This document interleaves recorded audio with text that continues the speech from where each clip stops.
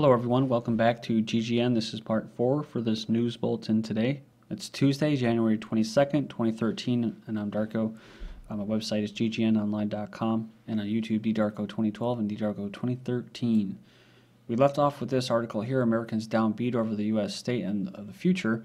39% it says are positive, have a positive outlook for the future.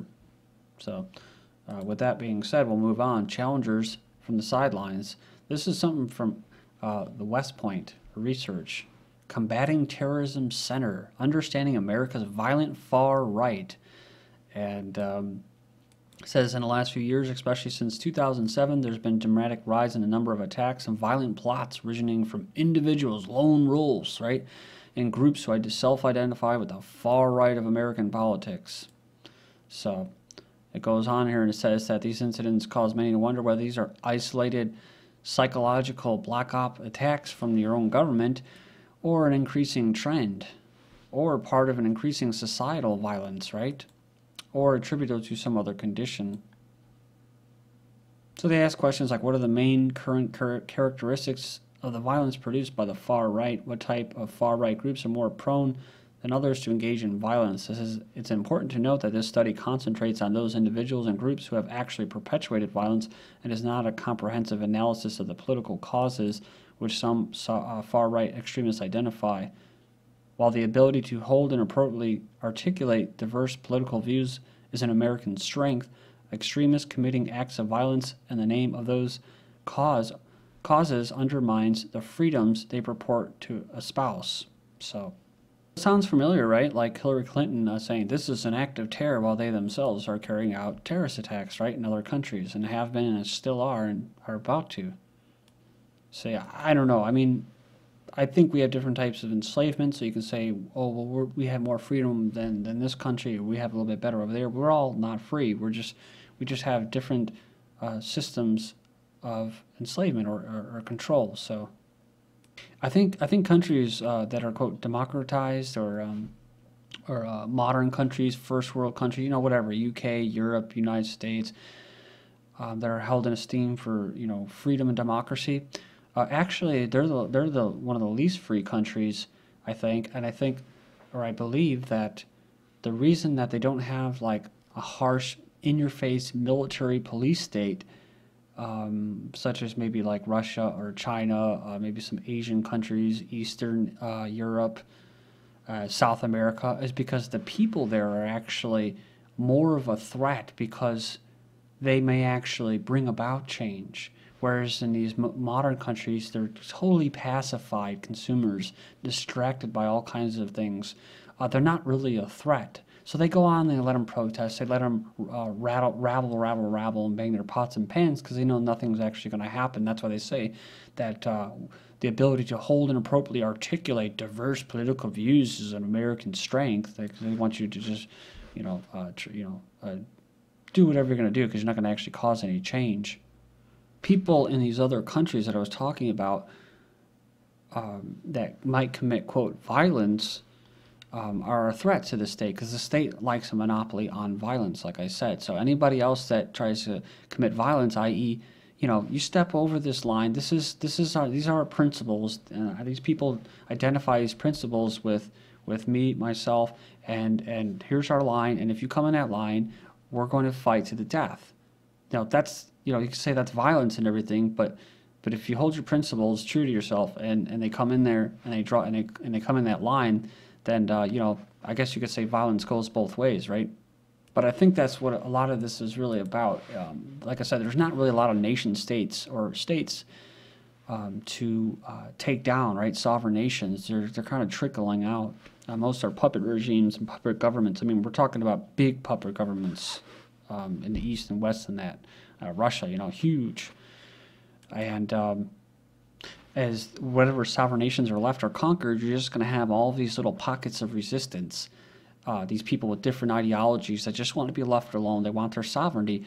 And that's why they've already built all of this up, all of this disinformation infrastructure and propaganda to refer to these people as al-Qaeda or terrorists. It's a very bland, overgeneralized statement or description of people. So the Washington Times covered this, what we were just talking about, the West Point's report. It says far-right report outrages critics of federalism. It says conservatives labeled as violent.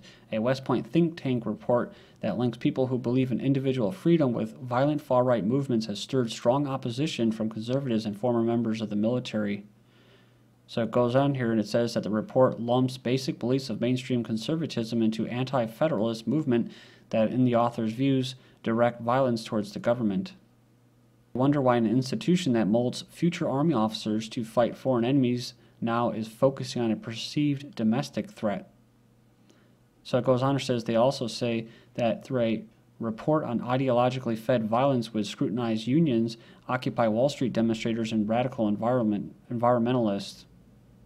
The report also disparages conservatives in general, saying that they live in the past while liberals are future-oriented.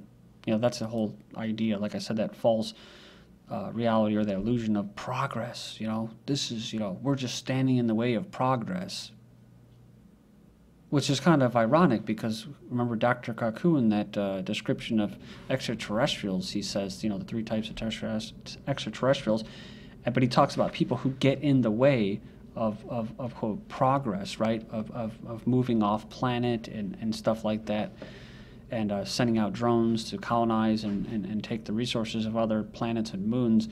He says that these people that hinder progress are living in the past. He actually refers to them as terrorists, which is a very, very scary thing when I heard that, and that was like a 1.5 years ago. FBI colluded with big banks to spy on and undermine anti-Wall Street movement. Government believes resistance to corporate banking complex is a form of terrorism.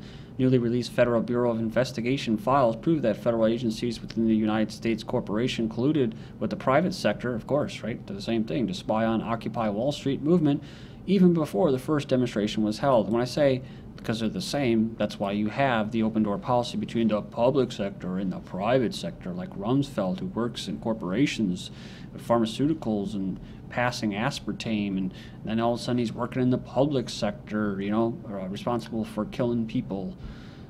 It just goes back and forth. People from Monsanto and ConAgra working in the FDA, right, to pass laws that will benefit their company and screw over small farmers. So it says these documents show that FBI and DHS are treating protests against the corporate and banking structure of America as potentially criminal and terrorist activity.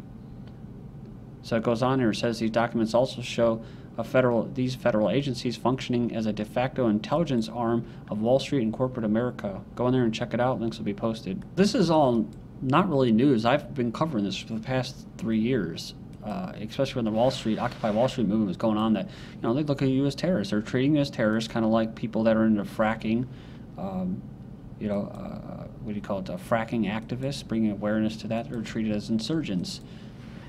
First Amendment terrorists, Pentagon says protests are acts of low-level terrorism. But it goes on here and it says that most of America cheers it on, never realizing that within the act is a broad definition for something categorized as domestic terrorism, or activities that appear to be intended to intimidate or coerce a civilian population or to influence the policy of a government by intimidation or coercion. Of course, this is after the government responded to the attack by the Zionists by passing the Patriot Act, which is waiting in the wing, already written for this act, for this event, which is reportedly designed to protect us from foreign terrorists. Second, they passed the National Defense Authorization Act, which allows them basically to detain American citizens without trial and forever if they appear to be subverting the newly established status quo. So it goes on here and it says that finally one of the new laws are in place. The government security apparatus begins the re-education of its minions by labeling as terrorists anyone who dares speak out or disagrees with their new policy initiatives. The last step has been happening for some time. It says even the very act of assembling with other like-minded people to influence policy by petitioning the government for redress of grievances can land you in domestic terrorist lists. So that's why I say it's kind of a joke that people are going to think that they're going to peacefully secede from the Union. You're talking about 10th Amendment. Written exam administered by the Pentagon labels protests as a form of low-level terrorism. And it goes on and says that given As part of the Department of Defense employees' routine training includes a multiple-choice question asked, which of the following is an example of low-level terrorism? Attacking the Pentagon, IEDs, hate crimes against racial groups, protest. The correct answer, according to the exam, is protest. Then you have Nottingham University films students suspected of extremism. Critics say that linked to government's counterterrorism strategy targeting radicalization could fuel Islamophobia. Could fuel, huh? I think it has more to do with that, doesn't it? It says confidential documents relating to a major Islamist plot have revealed that security staff from leading universities have been filming students on campuses as a method of monitoring potential extremists. They water down this article by saying that it could fuel Islamophobia. Well, most people aren't used to privacy. They don't really want it. And so they're willing to have cameras everywhere like they do in England, in London especially, watching them. They're not spying on them. They're surveilling them for their own good. CIA drone strikes will get passed in counterterrorism playbook, officials say. So here they are. There's the Pakistanis stop drone attacks in Pakistan. And says a counterterrorism manual designed to establish rules for targeted drone strikes leaves open major exemptions for drone strikes in Pakistan. So you can't stop that, right? It says the Obama regime is nearing completion of a detailed counterterrorism manual that is designed to establish clear rules for targeted killing operations, but leaves open a major exemption for the CIA campaign of drone strikes in Pakistan. The carve-out would allow CIA to continue pounding al-Qaeda and Taliban targets for a year or more before the agency is forced to comply with more stringent rules spelled out in the counterterrorism playbook, right? It's a big game. It's a big video game. So stealth hoodie hides wearers from drones. Surveillance cameras are ubiquitous, especially in the UK. In the US, Congress has already approved the use of drones for domestic surveillance. Then there's the Stingray tool used by the FBI to track cell phones. It's like, come on, dude, they're already tracked by GPS and that. Then they have full under Patriot Act and that to go into your cell phone records and all that. It's enough to make even those who've got nothing to hide feel nervous. So those are the tool bags that say that, right? New York-based artist doesn't like it one bit, so he's taken it upon himself to design anti-surveillance clothing to foil government snoopers. So it goes on here and it says, yeah, he's come up with a series of hoodies and scarves that block thermal radiation from the infrared scanner drone use, wherein the fabric would make part of his body look back to a drone, so the image would appear like a disembodied legs. He also designed a pouch for cell phones that shield them from trackers by blocking the radio signals that the phone emits. For those airport x-ray scanners, he has a shirt with a printed design that blocks radiation from one's heart. This individual, Jim Garrow, I think he's kind of a conservative. I've never heard of him before, but I believe he's a writer. Says, I've just been informed by a former senior military leader that Obama is now using a new, quote, litmus test, end quote, in determining who will stay and who must go in his military leaders. Get ready to explode, folks. It says here, the new litmus test of leadership in the military is if they will fire on U.S. citizens or not. That was in a quote. Those who will not are going to be removed. Dr. Jim Garrow, January 21st, 2013. A report says Obama ousting CENTCOM Chief Mattis. So word on National Security Street is that General James Mattis is being given the bum's rush out of his job as commander of Central Command. That's a big command. Is being told to vacate his office several months earlier than planned from January 20th, 2013. 3 killed in U.S. drone attack in Yemen's al-Jawf. So these 3 people have been killed in U.S. assassination drone attack in northern Yemen. So it says at least 4 people were killed in the U.S. airstrike in the central Yemen province. So it says this is on Monday, 2 days after similar attacks on the province killed 8 people.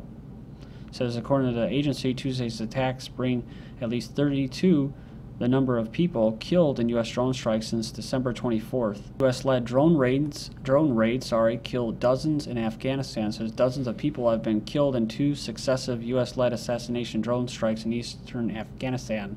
There have been conflicting reports about the identity of the victims. Local officials say the strikes targeted Taliban militants, but villagers report that those killed were all unarmed civilians. So, you have, unfortunately, the long list of children in Yemen and Pakistan who were murdered by drones. They found a list of these victims through droneswatch.org. Go in there and follow them, and you can basically check it out. So, thank you for joining me, everybody. It's kind of some sad news. I have a lot that I didn't even get to. but we'll get to it tomorrow. So this is GGN, and I'm Darko. Thank you.